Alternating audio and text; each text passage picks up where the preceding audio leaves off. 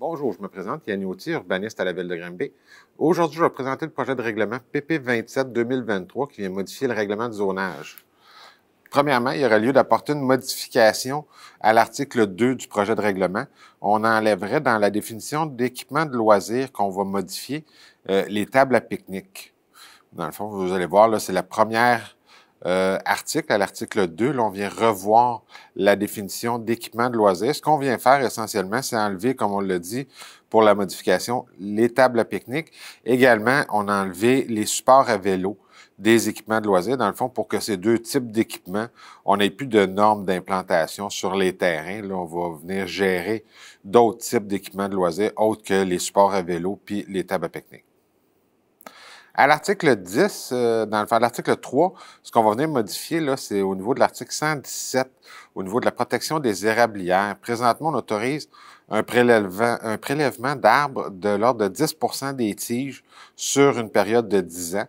On viendrait modifier ça pour permettre jusqu'à 25 de prélèvement des tiges sur une période de 15 ans. Dans le fond, ça viendrait permettre un meilleur aménagement des érablières pour pouvoir permettre une amélioration de la production dans le cas des érablières.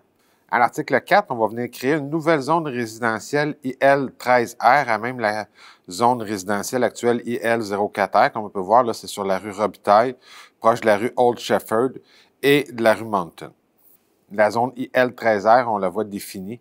Dans le fond, c'est la partie au nord de l'ancienne zone, qui est de part et d'autre de la rue Robitaille et à l'ouest de la rue Old Shefford. Dans cette zone-là, ce qu'on va venir faire, c'est qu'on va venir y autoriser les habitations jusqu'à 4 logements, qui présentement étaient limités à 1 ou 2 logements dans la zone. On va permettre dans cette nouvelle zone-là jusqu'à 4 logements, avec essentiellement les mêmes nombres d'implantations qu'on a présentement dans la zone IL04R. À l'article 5, dans le fond, on a un cours d'eau qui est identifié au plan de zonage, qui est, dans les faits, un fossé. Fait qu'on va enlever l'identification de ce cours d'eau-là au plan de zonage. C'est à l'intersection des rues Lindor et Irwin, comme on voit en rouge à l'écran. Également, suite à la réception d'un rapport de biologiste concernant le secteur au bout de la rue Marie-Ange, il y aurait lieu de retirer une partie du terrain qui était identifié comme milieu humide, qui est dans les faits un milieu sec selon l'étude environnementale faite par un biologiste. Fait qu'on vient modifier le plan de zonage en ce sens. Comme mentionné dans l'avis public, le premier projet de règlement a été adopté par le conseil municipal lors de la séance du 2 octobre 2023.